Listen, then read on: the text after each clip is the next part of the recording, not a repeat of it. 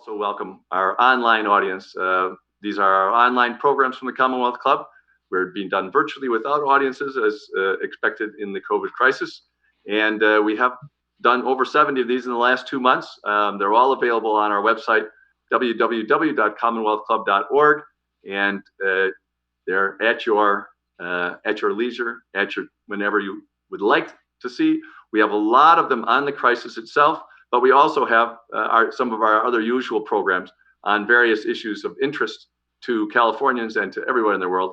This one is actually very, very focused on a nice California subject, someone who has had a national stage for a long time because he ran for president as well.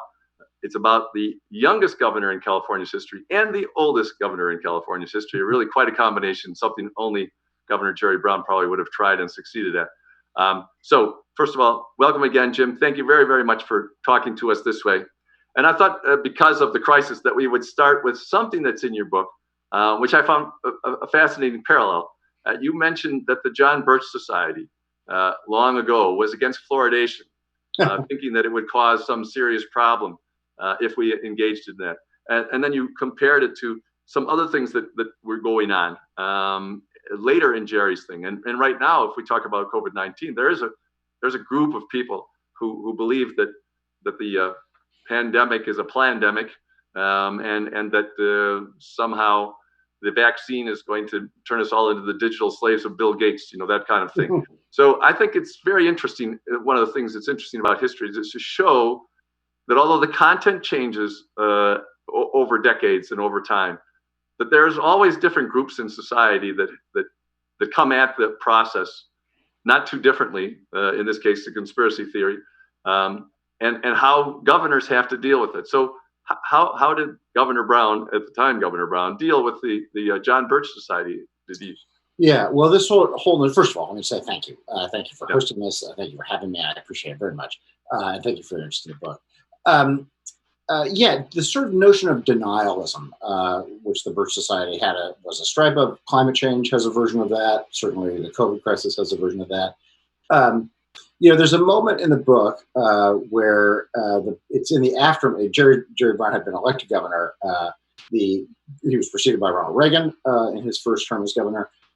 His first terms as governor. And those who wanted to fluoridate water really believed that this was an opportunity, that finally Reagan, who had support from the Birch Society, was gone. This was the opportunity to now move forward with what most people, I think, at that era and certainly later regarded as a fairly common sense health program. Brown did not deliver the way they expected that he would. He's, among other things, an extremely skeptical person. And he put them through a lot of questioning and said, you know what? His response was to say, well, wait a minute, you've got a problem here. You've got a problem with tooth decay or the problems that go with not fluoridated water. Why isn't your answer to get your children to brush their teeth rather than putting a new chemical in the water supply? And I think they were very flummoxed by it. They had expected an equal reception. And he came at it from this wholly different point of view. In fact, it wasn't until Pete Wilson was governor many years later that California finally, on a statewide basis, fluoridated its water. So, Jerry Brown can be surprising. He does not play by orthodoxy. He does not accept readily conventional wisdom.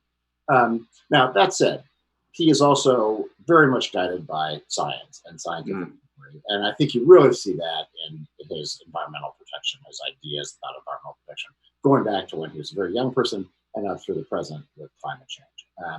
So in that sense, while he's a skeptical person, he asks a lot of questions. He likes to not be told what the consensus is. He likes to explore those underlying questions. In the end, he's not a denialist. He's not a person who questions the fundamentals of science. He is very much guided by them. And as I said, particularly with respect to climate change, you really see that. And you saw that in the face of a lot of denialism. There is, sadly, a segment of the American people that does not believe that climate change is real or that it is that human beings are responsible. And Brown, particularly in his third and fourth terms, had to deal with that pretty forcefully. Well, I thought it was an excellent, first of all, political biography, but it must have been very different because you talked all about the ideas that informed his viewpoint, as opposed to the political ideology that informed his viewpoint. He's a politician who has a set of ideas, and it's an unusual combination of ideas that he put together. It's not irrational, it's quite coherent. but it's still very unusual. Agreed. And I thought that was really an excellent part of the biography was to cover this. So one of the things he said, he lives by two sayings. So you can go into that, because I think that's excellent. Yeah, well, right. There's a number of ideas that he has summarized in sort of short, pithy maxims that have guided him a lot. Do what you are doing. The notion that one should be immersed in one's work and captivated by it and understand its connection to larger things.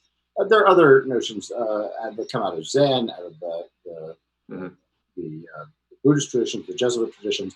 Another principle that he likes to talk about is to live in the inquiry, to really constantly be questioning. And that idea that the questioning itself is part of the mission. So it's not really always about achieving the answer. It is the asking and the reformulating of the question that I think is sometimes most important to him. It is worth noting, and I hope it's worth noting because I noted in the book, that doing what you're doing and living in the inquiry are somewhat at odds with each other. One, it implies a certain kind of acceptance of principles and subservience and notions that there are higher truths that one has to come to grips with. The other is to question some of those principles. So, unsurprisingly, two maxims that helped guide Jerry Brown's life turned out to be somewhat at odds, and that tension between them, I think, also helps to define. Yeah, it's interesting because just do what you're doing can end up being fatalistic. And Jerry is totally not fatalistic person. And living in the inquiry is something that makes it impossible to be fatalistic. So while the one saying could tend you towards fatalism, he clearly did not go there because of the other things that were in his life. That's right. He has sometimes a sort of a dark streak. I mean, in the sense that he is humor. And also a willingness, almost a desire, I think, to point out to people that things are not necessarily as good as they seem. This certainly comes out when he talks about nuclear weapons and the threat of nuclear war. That just because the Soviet Union has fallen, that does not give Jerry Brown the sense that the threat of a nuclear accident or even nuclear annihilation has disappeared. To the contrary, he's very much in tune with nervousness about that. But that's different, I think, than fatalism. I think you're right to draw a distinction there. There's a bracing willingness to confront difficulty, but wrapped around a kind of perseverance, a determination to move forward and to address problems. Yeah, we'll get back to the nuclear issue because that's something he's even working on now, and it's a very interesting part. And I especially want to talk about how he feels about Putin and the Soviet Union. But I think we'll say that for near the end. Let's kind of follow his life a little bit now that we laid it out here. One of the first things that you talk about that I thought was interesting was he was only about 19 years old, and the whole Caryl Chessman death penalty issue that his father had to face, how he faced it, that Jerry gave him advice, et cetera, et cetera. I thought that was a great story between father and son, and it tells a lot of telling details. So. Well, I appreciate it. Yeah, I do think it's an interesting kind of fulcrum moment between the two. Jerry Brown's a lot of things. One of the things he is he's the son of a very popular California governor. And between the two of them, they have a large chunk of California history under the leadership of one or the other. In 1960, Jerry Brown had just emerged from the seminary where he'd spent 3.5 years. He studied to be a Jesuit priest. He had just left the seminary. It was at UC Berkeley when Chessman's execution was scheduled to take place. Caryl Chessman was a rapist and a robber from Southern California, from Los Angeles. He was convicted of those offenses and sentenced to death. Now, these days, you can't be sentenced to death for a non-murder. He was not convicted of murder. And so that alone made it a controversial case. He professed to be innocent, not of everything, but of the crimes that he was convicted of. He wrote a very widely read and appreciated memoir in prison about his life in prison that attracted a lot of attention and a lot of sympathy to him, all of which made his execution a complicated prospect for Pat Brown to engage with. Pat Brown was very conflicted about it. Like his son, a Catholic, opposed the death penalty personally. Caryl Chessman did not make it easy to spare his life. Chessman sort of taunted Pat Brown as Pat Brown considered whether to put him to death. And then when he was on the verge of allowing the execution to go forward in February of 1960, he got a call from Jerry, his son, again, freshly out of the seminary, called him from a payphone in Berkeley, got him at home at the mansion alone, partly because Jerry's mother and sister were at Squaw Valley for the opening of the Olympics. And so he got through to his father, and he persuaded his father to postpone the execution of Chessman. His father decided to do that. He postponed it and then kicked the matter over to the legislature, hoping that the legislature would abolish the death penalty during the period while the execution was on hold. That was arguably that was a sound piece of moral reasoning on Jerry Brown's part. It was not a wise piece of political advice. Right. Because what ended up happening is that Pat Brown delayed the execution. The legislature, unsurprisingly, refused to abolish the death penalty. And then Pat Brown, allowed the execution to go forward. So he ended up antagonizing virtually everyone in this debate. Anyone who wanted Chessman spared was mad that he was executed. Anyone who wanted him to be executed was mad that the execution was postponed. So it was not deftly handled as a political matter. But it does reflect, I think, the conflicting impulses that both Pat Brown and Jerry Brown dealt with: Catholic upbringing, public policy, questions of how those two intersect, and it was played out. I use this as the opening passage of the book takes place in Candlestick Park, where when Pat Brown was introduced, he was booed. This is April 1960, the first day that baseball was played at Candlestick, and he was booed largely because of the Chessman execution. At that point, Chessman's execution was still stayed, so he was roiled by controversy as a result of this case. Yeah, not deftly handled politically. It reminded me of one thing my father said. He was mayor of Kenosha, Wisconsin, about 100,000 people for about 10 years, same time that Governor Pat Brown was governor. And he told me when he retired at the end of 10 years, he didn't run again. He said, if you're an honest politician that always tries to do the right thing, by the end of 10 years, you've made at least half of the population against you.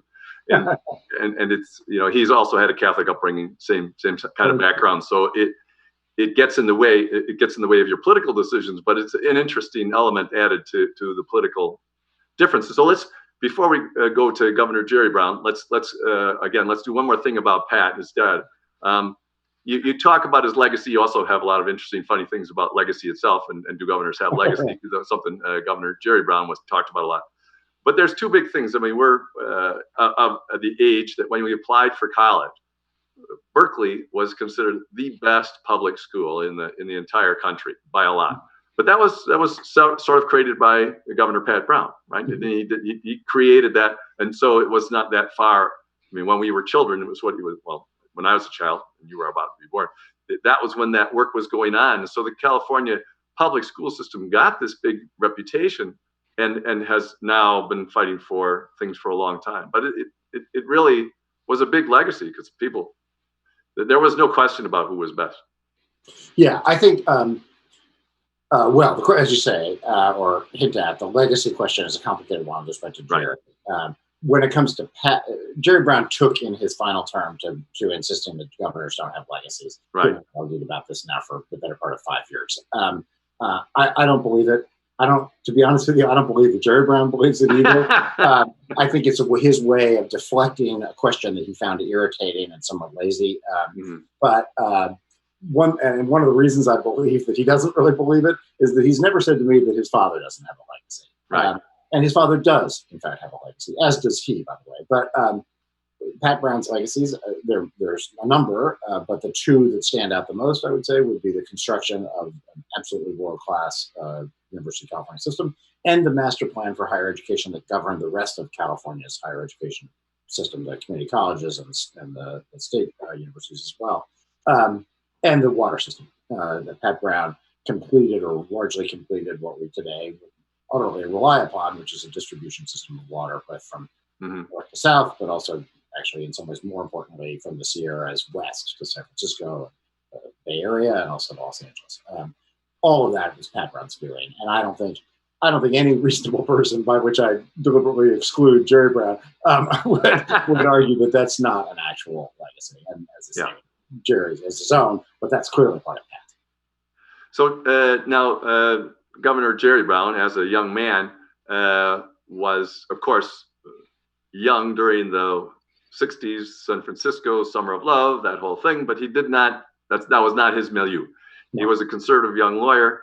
And then he got a job, his first political job that he won the election on was for the LA County, what was it? Community college. Community college, yeah. Tell the story a little bit about how he, first of all, with the name recognition, he came in first, et cetera, but that he was offered the chairmanship. I thought that was very fascinating. Yeah, I mean, he ran for the office really as a way to get into politics. He was testing a little bit to see what kind of recognition he would enjoy. He's from Northern California, of course, grew up in San Francisco. He was living in LA at the time, working for Tuttle and Taylor, a small but very prestigious law firm in Los Angeles. No longer exists.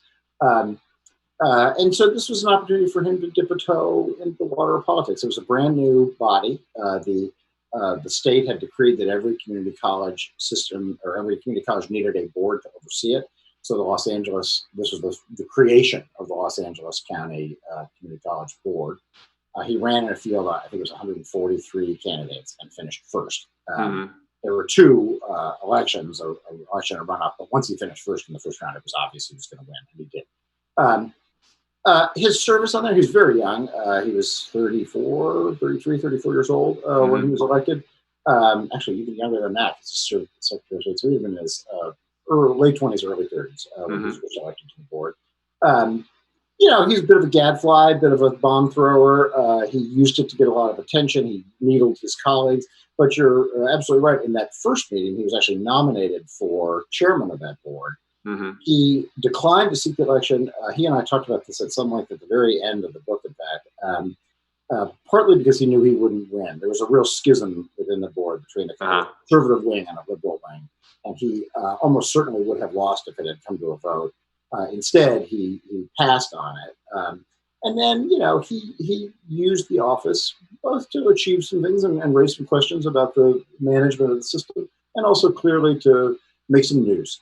He used it as a launch pad for his subsequent political career. He went from there to running for Secretary of State, which gave him a statewide post, and then from that back to governor. He was elected governor at age 36, so this is 5 years early. And when he decided to go to state office, and expand out, he had to make a choice, and it was a political choice. I mean, there were options, and he made a choice. So maybe that story is also he looked at the office of Secretary of State. Again, I've spent a lot of time with Jerry Brown over the last 5 years. I've never heard him speak as if the Secretary of State job was the job that he had always coveted. I don't think he was. I think he clearly saw it as a move toward the governorship or to statewide office or to higher office in any event. But he ran on a platform. He ran as an only Jerry Brown kind of sort of way, as both an insider and an outsider. He was the outside fresh voice in state politics, at the same time that he was the son of the very popular former governor. And then he used that office, which had been held by a father and son for decades. So it really was the first time it had genuine new blood in that office in a very long time. He used it to do some innovative things. Most importantly, he oversaw the creation of the Fair Political Practices Act in California, which created the reform, the financing and disclosure structure, much modified in the years since, but it remains the basic structure of California finance and disclosure laws, and is overseen by the body that it created, the Fair Political Practices Commission. So that then became the platform upon which Brown ran for governor in 1974. Yeah, not too many people accomplish something as Secretary of State like that, right? So another very interesting point you make in your book is how he related to Ronald Reagan. Yeah. That the dichotomy between these two characters that we see, if you look at anything from 1985, on or something like that, is not really as strong as it seemed at the time. That Jerry had some appreciation for how he did things. Yeah, that's really true. And I must say that people sometimes ask me what was most surprising to me in the course of this research, and it's hard to rank them, but certainly one of them would be, I very much expected that when we got to the subject of Ronald Reagan, that Jerry Brown would be dismissive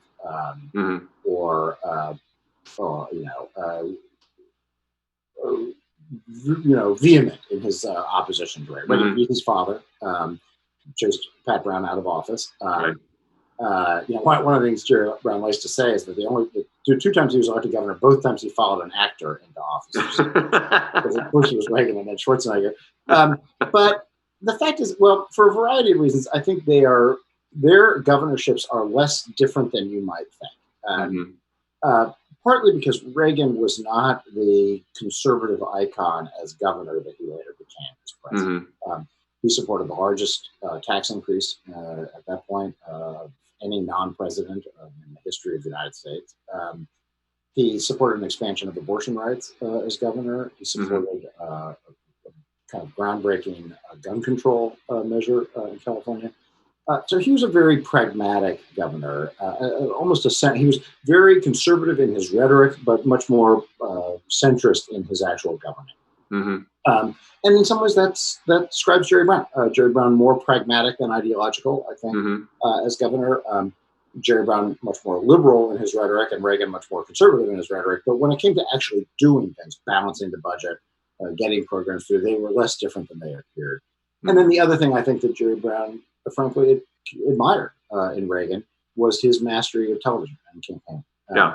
And he saw how much better Reagan was than his father at that. And so, far from being angered by Reagan's use of the medium to beat his father, he actually was sort of instructed by it. I think he learned from it. And I wouldn't call him an admirer of Ronald Reagan, certainly not of Reagan the president, Right.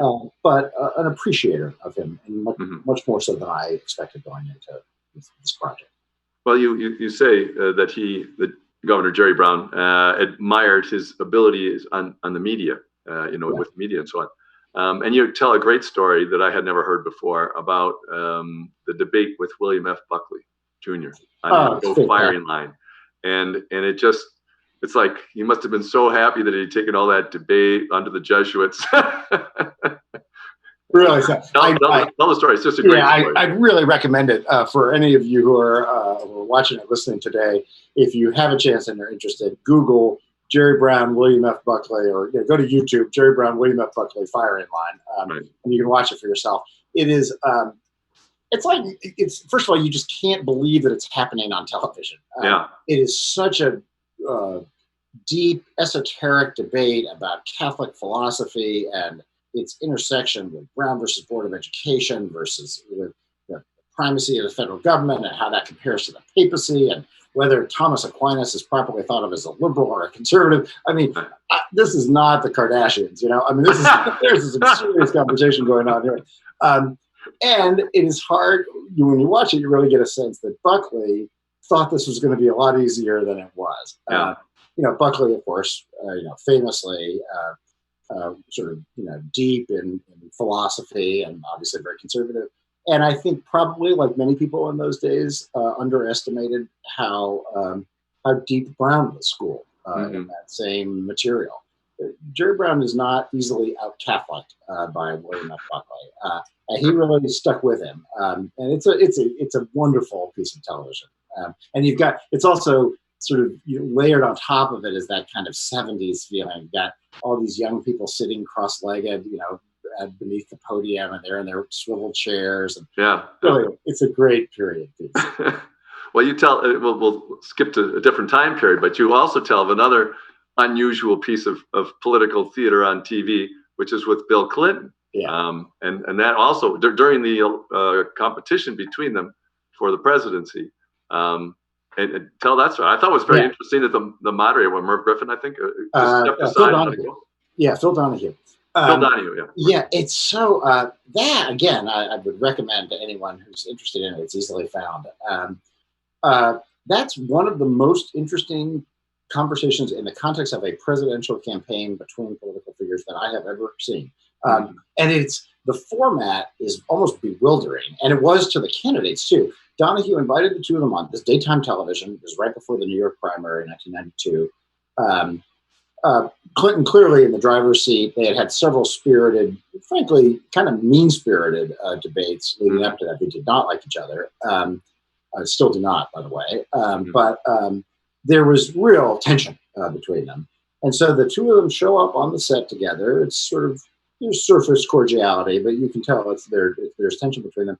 And then Donahue just says, ladies and gentlemen, Jerry Brown, Governor Jerry Brown, Governor Bill Clinton, see ya. And he sits back and he does not say another word. And the two of them kind of look at each other like, what are we supposed to do here? And they start to talk. And Brown, I think to his credit, I don't know whether he did this deliberately, but he starts on a very gentle tone. The two of them talk about their growing up. There are things that are curiously parallel about their lives, and things that are very different.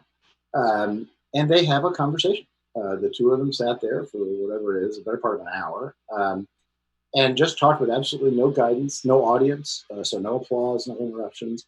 And they talked about spirituality and their youth and growing older and healthcare, and it is a really wonderful conversation. Now, Clinton went on to beat him handily in New York, and that was pretty much the end of the presidential campaign. So you're also catching this at a moment when you know what you know, watching it, you know that Brown is about to be out of this race. So there's a poignance that attaches to it as a result, if you're coming at it from my perspective. But just as a pure moment of politics, it's just a really engaging, uplifting, intellectual conversation between two very smart guys who do not particularly like it. Yeah, and one of them didn't deserve the nickname Governor Moonbeam. You talk about that too, and we have to go back to when he was running the first time. That was the last time he ran, I think, in '92, right? Correct. Right. Yeah, he runs three times, 76, 80, and 92. The 1980 race is when Mike Royko dubbed him Governor Moonbeam. Royko went on to regret having done that, and it was incorrect when he said it, and it became even more incorrect over time. What Royko was trying to put his finger on, I think, was a combination of what he saw as Brown's kind of flakiness. Solar energy, Linda Ronstadt, new politics. But then also he kind of folds into that his general disdain for California, which he sees as a flaky place and not credible. He talks about having watched some science fiction movie and how it seemed like a documentary about California. So there's a lot of listen, I've been a newspaper columnist. I understand that it's possible to glibness sometimes trumps real thought. And that's what Royko was guilty of there. Yeah. Sadly, I think it's safe to say that Brown will never entirely live it down. It really did attach itself to him and even long after Royko published a second column saying he wished he hadn't done the first. But I suspect that it's true that today, people who came to know Jerry Brown in the third and fourth terms, that almost no one would think of him as flaky or fringy. No. Yeah. The nickname itself may hang around him just because he's been around for so long. Right. But he clearly outgrew it. And as I say, I think it was unfair even in the first iteration. But by now, it seems woefully out of date. Well, one of the reasons that obviously there were all kinds of things going on in California that the rest of the country, certainly the Midwestern, normal people thought California was going off the deep end, and why it's called the left coast rather than the west coast, all those kind of things. But I think a lot of people aren't so clearly aware of two really big events in 1978, I think it was, that really had a big impact on politics in California, in addition to its reputation. And that was the Jonestown thing, and then the shooting of Mayor Moscone and the supervisor Harvey Milk, at basically the same week almost, or the same 10 days or something like that. Very close together. Yeah. And people don't realize that they were somewhat connected, in that the city hall in San Francisco was afraid that people from Jonestown were going to do it. The other thing that people don't know is that the people from Jonestown and Jim Jones was very successful because he had ingratiated himself with so many California politicians by supplying all kinds of help for their campaigns and so on. If you could put those two stories together, I think most people don't have that context. So yeah, well, first of all, let me just say that this, for me, is a very personal story. I was a high school student in the Bay Area at the time, and after Jonestown, I don't have specific. I certainly didn't have any personal relationship to anyone who was affected by Jonestown. I didn't know people in the church or anything. But it was such a ghastly tragedy. Almost 1,000 people dead. Combinations of suicide and murder, cult aspects of it, the political implications, as you say. It was still so fresh when just a couple of weeks later, the Moscone assassination occurred. And the initial, I remember thinking that they were connected, that somehow the tragedy of Jonestown had manifested itself in a killing at City Hall. And I will say this: I've interviewed Dianne Feinstein many times since then, including for this book, and I've gotten to know her as a senator, of course, in her current life. But I will never forget the feeling of her taking control in the wake of the Moscone killing, and announcing those assassinations and announcing that she had it under control. There will always be a warm place in my heart for Feinstein and what she did through that tragedy. Now, of course, it turns out that they were utterly unrelated. Right. But that didn't really become clear for a while. And then, the Moscone assassination is, of course, a tragedy in its own right. He was such a promising and exciting mayor of San Francisco. And then, Dan, the fact that he was killed by a fellow supervisor, or I guess a former supervisor, the whole thing felt chaotic and scary. And I remember, as I said, I remember that on a personal level.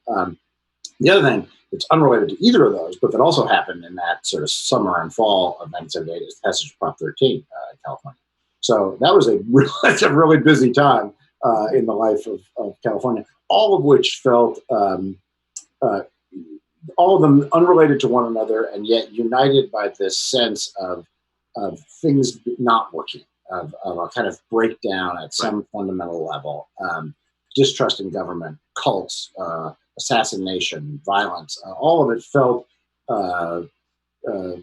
chaotic and very much as if the place were just going off a precipice. It doesn't feel that way today, and that's to the credit of a lot of leadership, not the least of which is Jerry Brown. Governor Jerry Brown, I was going to say, and the view from Chicago was certainly, well, what did you expect when you invited all the hippies to come to San Francisco? What did you think was going to happen? I mean, that's the kind of, Well, and I think that's where Brown at the time got kind of unfairly wrapped into that. I think if people from the East Coast or the Midwest who looked at California and thought, wow, that is just a mess out there. That is that's just a hippie chaos mess. And the governor happens to be this kind of young, unmarried, sleeping on a mattress on the floor, refusing to live in the mansion. It all just, I think, for people outside of California, it felt all part of a piece of something that was just dividing off from the rest of the country. I think now California, I think, is seen more appropriately as a leader of trends, not as a breakaway kind of republic. But at the time, that affected people's sense of Brown, I think, and that's where Moonbeam. That's not why Royko coined the term Governor Moonbeam, but it's partly why it stuck. Partly why it stuck. I agree with that. I think it's interesting. You mentioned about the overall effect that where California leads trends now. We had other authors, professors have written about how the overall freedom of the area allows for kind of crazy stuff on one side, but also the ability to think outside the box on the other and making progress. So they kind of go together. And it's not that you do it for one or for the other, but the freedom itself allows us to move forward. So that's what America is supposed to be based upon, but that doesn't mean that everybody likes it. Yeah, I think the same society that gives you the Summer of Love gives you Silicon Valley. And not that they are, intertwined with one another, but they do grow out of a common exploratory spirit and idea.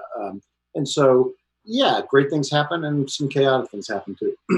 Well, you mentioned when you were talking about the time, the Proposition 13, the tax thing, and we don't have to talk in detail about that, but the frugality, Jerry Brown's frugality, is an issue. And actually, someone just asked a question, sent in a question, and it was, Warren Hellman, who grew up with Jerry Brown, notes that Jerry was quite frugal. Is this something you found as well? Definitely. In other words, that's a part of your story. And he had already put aside some money so that when Proposition 13 came in, you could tell the story. But yeah, well, first of all, let me just say, some people have tried to say that Jerry's frugality indicates a kind of underlying conservatism. Mm-hmm. Sort of true. I think there's a belief in tradition that he really carries from the Jesuit Jesuit upbringing. But he's also, I say this with full consciousness, cheap. And he'd be the one to say that he's cheap. He's the guy who was famous for never carrying around cash and for making friends pick up tabs. And he went with Willie Brown, former mayor of San Francisco. Right. You all know, when I interviewed Willie Brown, he said to me, when we were talking about, and I said to him at one point, describe your relationship. Are you friends? Are you business associates? Or what is your relationship with Jerry Brown? And he said, no, we're friends. And when he's in the city, we'll have dinner. And he goes, and just once, I wish that guy would pick up a check, which I thought was funnier than Jerry Brown thought. But in any case, he's a real penny. His mom was a coupon clipper, and he really believes that you need to balance your budgets and you watch the bottom line. And he may be the most balanced budget person left in American politics.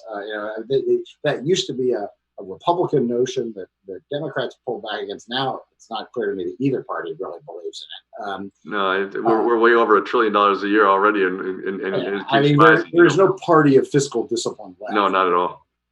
But there is Jerry, and he really does believe in it. He really believes that is an obligation of government. He supported the balanced budget amendment when it was a very unpopular thing to do in his presidential campaigns. And he balanced the California budget 16 times. In the 70s, he ran a surplus, as he did at the end of his fourth term. One consequence of the surplus, one negative consequence, I think a lot of people would say, is that it raised questions for taxpayers who felt that they were being overtaxed for their homes. Property values were increasing rapidly in the 1970s, the late 1970s. And because property taxes are set as a percentage of the value of the home, as assessed values rose, so did taxes, particularly for people on fixed incomes and older people. That was a real worry, a real reality that was becoming increasingly worrisome. And the fact that the state had a surplus while that was happening raised the obvious question of, if you have a surplus and I'm being taxed, why can't you use the surplus to cut my taxes? Right. Brown, I think it's fair to say, underestimated the passion behind that feeling. He, like a lot of leaders in Sacramento, did not see the Prop 13 as a serious challenge to the tax structure until it was too late. By the time they did, they passed a kind of half-hearted, halfway measure that never caught the public imagination the way Prop 13 did, and it passed. Now, a couple things about its passage. One of the things that Proposition 13 did is it made it very difficult to raise taxes in the future without a 2/3 vote, which is ironic because Proposition 13 did actually not get a 2/3 vote. It got quite close to it, but it didn't. So it imposed a threshold that it itself did not meet. It transferred a lot of power from local governments to the state, because the state, through the tax structure, the state then became the recipient of tax receipts and then doled them back out. And its immediate impact was blunted. I was a high school student in 1978 when Proposition 13 passed it. I remember the feeling was that it would bring a real doom, the next day to public education. I was in public high school at the time. It didn't. And it didn't partly because Brown had built up a surplus, and it took several years to work that surplus out. Once that happened, then California began to feel the full impact of it. So, and that's in a sense, Jerry Brown's frugality was the right thing to do from a fiscal perspective in the 70s, but may have been the wrong thing in terms of the politics of it. Now, this time, he inherited a $26 billion shortfall from Arnold Schwarzenegger in 2011. He left with about a $20 billion, it's depends on how you measure, but about a $20 billion surplus for a rainy day. That rainy day came torrentially in the form of COVID. So the state will eat through the whole thing this year, but it's going to be $20 billion less painful than it would have and that's Right. because of money to Brown. As you explain, his way of thinking about life, his way of his Catholic background plus the Zen was such that you would prepare for disaster because it's not always there, but it does come. And he told the story from the Bible of Joseph, with the dream that the Pharaoh had about the 7 fat cows and the 7 lean cows. And Right. I don't think too many politicians would use that to sell something. I don't know anybody who quotes scripture or speaks Latin in politics more often than Jerry Brown. But yeah, listen, that is who he is. And yes, I think part of he is not a fatalist, but he is a realist, that he does understand that there are seasons and things come and go, and there are good times and there are bad times. And as I say, he more than really anyone I know in politics really thinks about the bad time that is around the corner and tries to. Yeah. Well, it certainly helped back at the time Proposition 13 passed. As you said, it might have influenced the fact that it passed, which is something. Right. If maybe he had tucked it all away in the CalPERS public pension fund at the time, there wouldn't have been this, and they would have a little bit more money. But how can anybody see all that stuff? So you mentioned just one more personal aside for Jerry's life. You mentioned his friend Barzaghi, and that almost all politicians seem to have a friend like this. Well, maybe not quite like this, but yes, I take it. And it lasted a very long time, but eventually he had to fire him from his job when he was in Oakland. The other thing I wanted to talk before he became back to governor again, maybe you can put those two things together. How did Jerry get back into the office as governor? Because he took a very interesting path to get there, and it was thought out. Yeah, well, Barzaghi, those are related but different questions. Right. Barzaghi was a kind of adjunct figure to Jerry Brown for a long time. This is by the time I was sitting down with Jerry Brown, Barzaghi was gone. So he was not part of my conversations with him. And although he came up several times in conversation, Brown didn't have much to say about him. Very exotic creature, and it was famous for these kind of oracular pronouncements about politics and Jerry's place in them. And also just a difficult character. He ultimately there was a police response on a domestic violence call when Brown was mayor of Oakland. That in the aftermath of that, there was some investigation about Barzaghi and some allegations of sexual harassment that related to his work for the Oakland government. Brown got rid of him. As far as I know, they have not spoken since. I think some of those around Brown, particularly who wanted him to return to the governorship, saw that as overdue, that they really viewed Barzaghi as an impediment to his return to power, that he reminded people of that sort of flakier period in Brown's life. The Brown who returned to office in the 2010 race and ultimately returned to office in 2011 is a very different presentation. His presentation to voters was very different than he was when he was 36 years old. Now, the second time through, 28 years after he'd left office, most people who were casting votes in that election had never voted for or against him before. So he's a new face in an interesting way. And yet, for a lot of Californians, myself included, it was a return and a reminder of this now kind of gauzy period of California's past. When he came through the second time, California was in dire shape when he ran in 2010. People were writing about comparing it to Greece as a failed state, and talking about bankruptcy. What would bankruptcy mean for a state institution the size of California?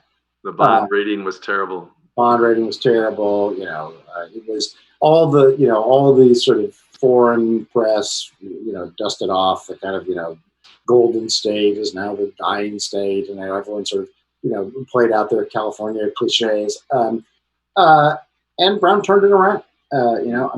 Not by himself and not without the help of the economy also improving. It did. But the American economy improved in large measure because of the California economy. So they go hand in hand. and Brown did that. Again, his frugality in this case very much helped him through that crisis. He was able both to cut government spending and also to persuade voters to raise taxes, and extend and raise taxes. That latter piece of it, by the way, he had promised during the campaign. Meg Whitman called him during the campaign in 2010. She called him a tax and spend liberal. Mm-hmm. Which is, half true. He's a tax liberal. He's really not a spend liberal. He's a tax and save liberal, if anything. Mm-hmm. So it was not really accurate. But partly in order to fend off that getting any traction, he promised that he would not raise taxes without a vote of the people. Mm-hmm. I was at the LA Times at the time, on the editorial board at the LA Times, and I thought that was crazy. Mm-hmm. I just thought he'd locked himself into a promise, as did my colleagues, that he had locked himself into a promise and that it was going to deepen California's financial problems. Instead, he pulled it off. He did secure some spending cuts. He raised the prospect that if the tax extensions weren't and increases weren't passed, that students would have to pay part of the burden because tuition would have to go up. That helped galvanize student support for the tax measure. Right. And very much against the polling, or at least the public polling, he pulled it out of his hat. He campaigned with his corgi and appeared on college campuses. And won. And it's the combination of those tax increases and the spending cuts that really helped turn California. Well, we have a lot more questions coming in. Some of them are right on what I was going to ask anyway. So one of the things that was asked was, during your research, what is something that most surprised you to find out about Governor Brown? Well, I mentioned the Reagan, right. His reaction to Reagan. That was certainly one. I guess that overarchingly, and there's not a particular moment of surprise in this, but as I got to know him better and as we spent more and more time together, I was really struck by how traditional he is in certain ways. For a person who is so associated with that kind of new left in the 1970s in California, his references are, to Wittgenstein and to the Jesuits and to Martin Buber. And he's a classicist. And there's nothing fringy about any of that. It's very anchored in very ancient intellectual and philosophical thought. And that's really what we spent, I would say, probably the majority of our time talking about. I remember one moment where he was talking about Martin Buber, and I guess he caught the kind of blank look on my face, and he said, "You've read Buber?" And I said, "Well, not much." And he said, "Really? Well, where'd you go to school?" And I said, "Well, for what it's worth, I went to public school in California, and you were the governor, so like, who's fault is that?" And by the way, that then sort of reminds me one other thing that I guess I wasn't surprised at, but that I was struck by, is his just desire to argue. He's a really argumentative person, and I found it tremendously entertaining and fun. Some people, I think, find it difficult. He can be short with people. He can be brusque. He does not like to be agreed with. He would much prefer, I think, to be argued with. And I would come out. We would often talk for 4 or 5 hours at a time. And I would just come out. I felt like I had lost 10 pounds. I mean, it was like ending a conversation. But it was really, he is really smart. And he is, as I said, very rooted in classic thinking and philosophy. He's not a modernist. He's an ancient in that sense. Well, you just answered one of my questions, was whether he ever, in your interviews with him for the book, did he ever draw you into a Jesuitical debate about ideas that had nothing to do with the book? And obviously it happened a lot. The answer is yes. I wouldn't say that it had nothing to do with the book, because the book more and more, I think, in a certain way became about that, because I became more and more interested in his grounding in those ideas.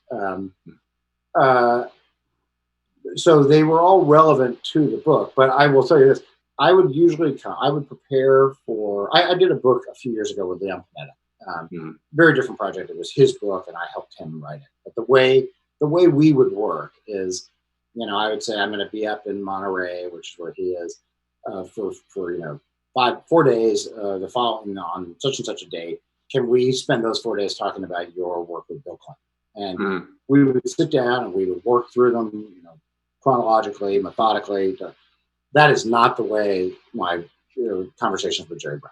I mean, I would come and I would say, can we talk about Obamacare? Mhm. And we would talk about, the history of the polio vaccine. Right. Or, I remember asking him once to describe the house he grew up in, and I'm not kidding you. His answer somehow incorporated the history of the kibbutz. I mean, he's a thinker, Yeah. and I realized fairly early on it was pointless to try to make him draw between the lines and just talk about the things that I wanted to talk about. Incidentally, I will stop talking after this, but one of the many journalists I think have been frustrated by trying to interview him over the years. Uh-huh. And Adam McBurney at the New York Times once wrote a really funny piece on how to interview.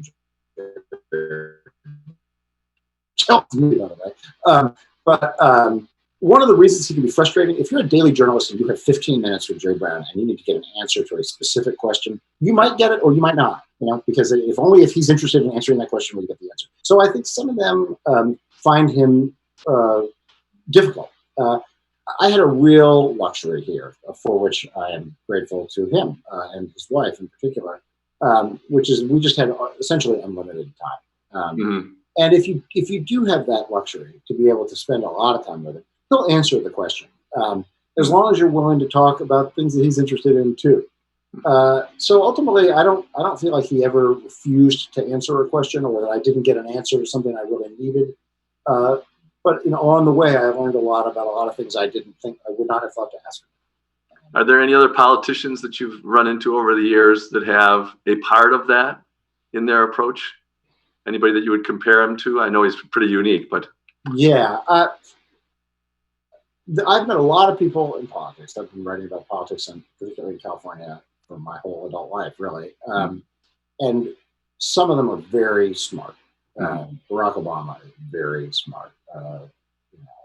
Bill Clinton, Antonio Villaraigosa. I've known a lot of people who are very bright, but their intelligence tends to run to politics, right? Some of them have just uncanny abilities to remember, the vote count in Alameda County in 1982, and how Alameda has changed, how the demographics have changed, and what that means for the strategy. I had never met anyone else, certainly in politics and maybe anywhere, who combines that kind of tactical knowledge with really deep intellectual curiosity. In that sense, I don't know anybody else like him. That's not to say there isn't anybody else like him, but I don't know anybody else. Well, before we finish up, I'd like to go to some of those ideas, but let's see if we can get a few more of the questions in before we talk about some of those big ideas, if we have a chance to talk about them, because those are very interesting. His work now on the nuclear weapons issue, his work, the way he transformed the California judiciary. That's another thing that you talked about, which is really tremendous. People talk a lot about doing it, but he really did it. But let's get the audience's questions in. Can you talk about Governor Brown's ambitions to run for president? Well, we've touched on some of that already. He did run the 3 times. He's an ambitious person. Listen, nobody sets out to run for president without having a high degree of self-esteem and of ambition. Right. He never did it quite right. In 1976, he got in late. New Hampshire primary, Iowa caucus were long gone by the time he got in. He got in time for the first primary he entered was Maryland, where actually one of the people who really helped him was a young Nancy Pelosi, whose family was from Maryland and who was prominent in politics in Maryland and Baltimore. He won, I believe he won every primary but one that he entered from that point forward. So he did very well, but he never could catch Carter. Carter had too big a head start. Right. In 1980, he ran as a kind of liberal alternative to a weakened Carter. At that point, I think he correctly saw that Carter was vulnerable, because the fact that Carter ultimately lost to Reagan. But what he underestimated that is, as the liberal alternative to Carter, when Ted Kennedy got into that race, there was really no room left for Brown. Mm. And he stayed in too long, did not do well. Once again, of course, Kennedy then lost too. But there wasn't a lane left for Brown. Mm. The 1982 race against Clinton is not like those two. Brown had been out of politics for some time. He left politics in 1982 after losing to Pete Wilson in the Senate race. At a time when I think he was kind of tired of California, and California was kind of tired of him, and he went off for a while and did some different things. He almost approached the 1992 race as a way back into politics, which is also very Jerry Brown, that he would find his way back into politics by running for president. That one had a darker feel to that campaign. There was more anger in that one. And it came out against Clinton. So listen, he is very ambitious. He has been his whole life. He's aspired to offices. He's lost some races, and he's won more than he's lost, but he's lost some too.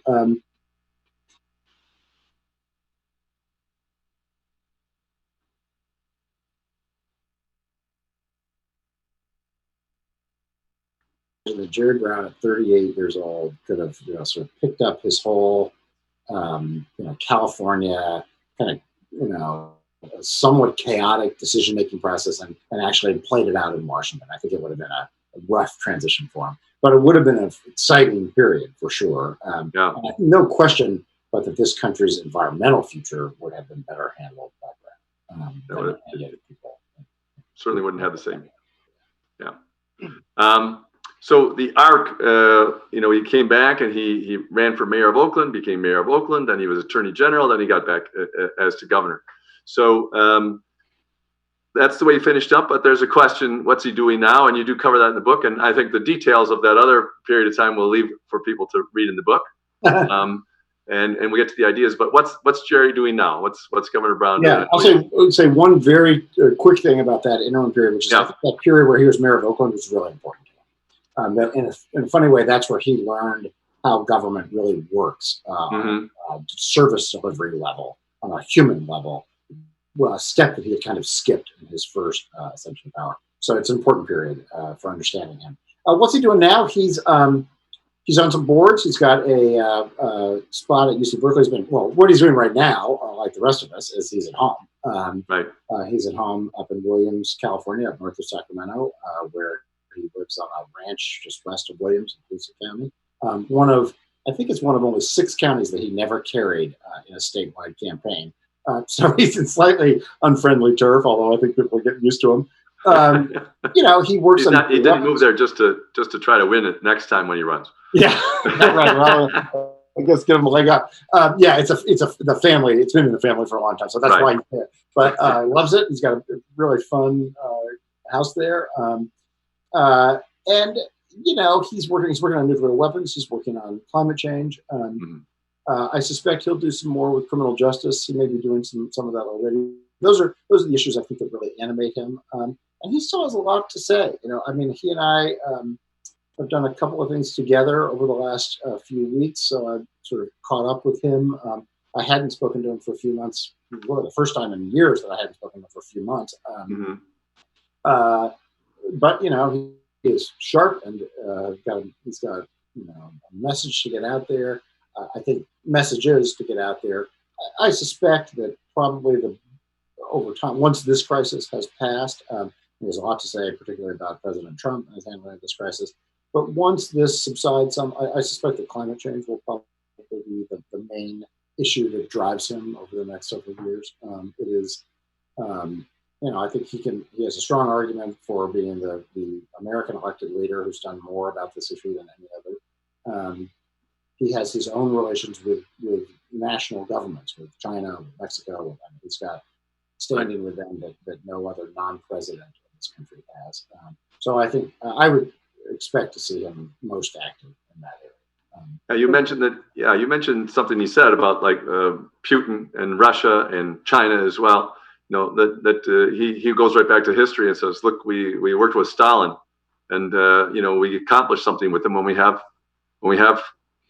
a joint goal that we have to achieve, and there are some joint goals we need to achieve in this world, and it's just stupid, basically, to not talk to these people and to not say, yes, we don't like you did this, we don't like you did this, but can we work together on this? I mean, it's not at all a left point of view. It's not at all, it's basically going back to his Catholic conservative thing. We don't work with the devil, and it's not even calling the devil. It's just that everybody is got weaknesses, and it's irresponsible to not talk to people who are in charge of those countries. We're not going to change the way that they do things.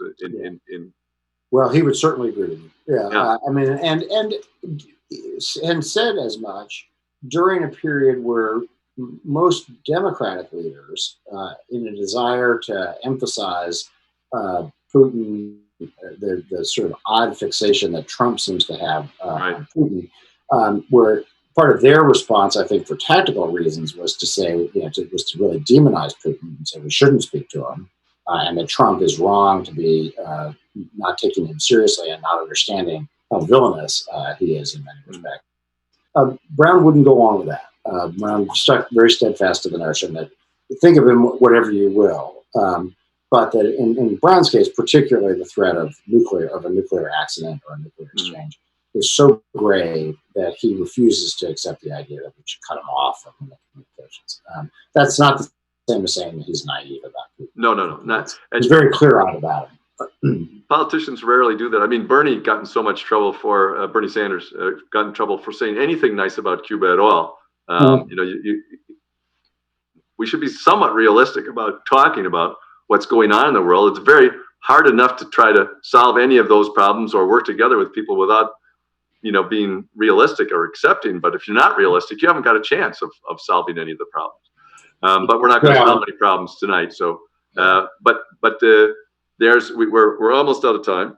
So one of the other questions that has been asked is that the question that you raise and put down and everything like that. What do you think Governor Jerry Brown's legacy is as governor, and how is that different from other and previous governors?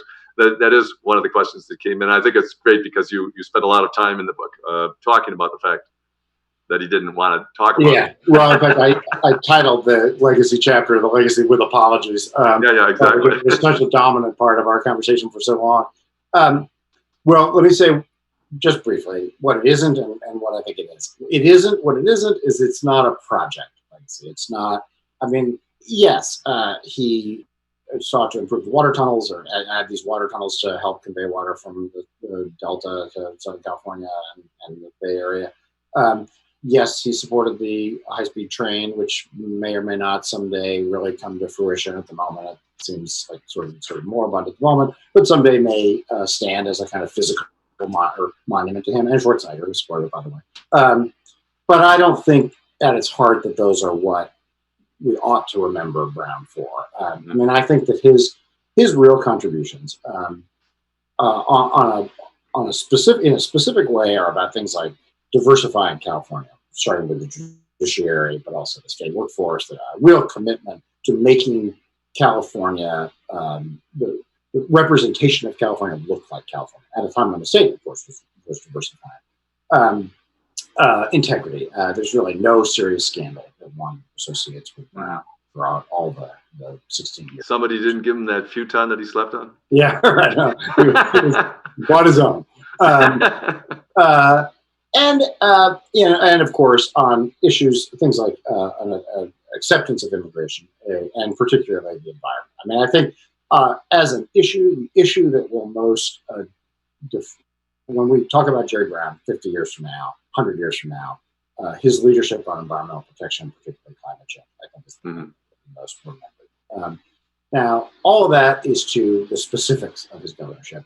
More broadly, what I think is worth studying about him, beyond all those things, because those things are all worth studying, is this idea that genuine pursuit of serious intellectual questions, of serious philosophical notions. What is our place on this planet? What are our obligations to one another?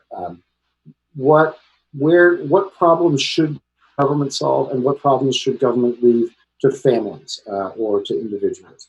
Those are really are the problems that define humanity itself. And Jerry Brown was willing to pursue those problems in the context of politics, to try to seek those, to spool out those questions, not always to answer them, they're hard to answer, but to genuinely engage with them. And to me, that's what sets him apart from anyone that I can think about in politics today, that I'm afraid of in politics today. Those are the real problems of human existence. And far from shying from them, he really tackled them head on. And I think that's really admirable and worth considering and emulating. And I think one of the things that you show in his biography is, though he was steeped in Catholicism and even studied to be a priest, and even though he then walked away from that, and he studied Zen Buddhism, and he was eclectic in what he went after in terms of European philosophy, et cetera, et cetera. But he didn't just dismiss any of it. He didn't. He took it all seriously and said that was a serious attempt. That was a serious attempt. And I think that must have been very useful when he tried to diversify the representation in California, and that this is what, every culture has ideas that are useful to us if we're going to go someplace in the future. But what we have to do is think about which ones are useful, which ones aren't so useful. And as you said, there aren't very many like that. Another thing that you point out that I thought was really excellent is that California, all by itself, is the 5th largest economy in the world. We have 40 million people, and yet our economy is bigger than most countries that are bigger, even the ones that are very successful. And that really put him in a good position to be influential on big ideas like climate change. Yeah, I mean, again, on an issue basis, but with ramifications that go well beyond it, I can remember quite clearly when it was an understood trade-off on environmental protection, that either you had a clean environment or you had a healthy economy, and it was forced to choose. And it was either jobs or the environment. Jerry Brown has proven that is not a trade-off that we have to make. Now, other people have helped contribute. I don't mean to say that he alone proved that, but California is right now, California is struggling like every place else. But California, over the past decade, has demonstrated conclusively that you can have vibrant, sometimes even explosive economic growth combined with rigorous environmental protection. That's a real lesson for the world. And that's, again, once the particulars of this crisis begin to settle some, that's a guiding set of principles that really could serve the world profoundly. Lots of people talk about that possibility, but very few political leaders have shown that it's a possibility that we can actually accomplish that. And that's a great legacy. Hopefully the future will pick up on it and do something. Next time you talk to Jerry Brown, I want you to tell him that that's his legacy. Okay, I will. I'll tell him you told me. Thanks so much, Jim. And so ends another event of the Commonwealth Club in its 118th year of enlightened discussion. Really appreciate your coming and sharing your insights into Governor Jerry Brown with us. Absolutely, my pleasure. Thank you for doing it.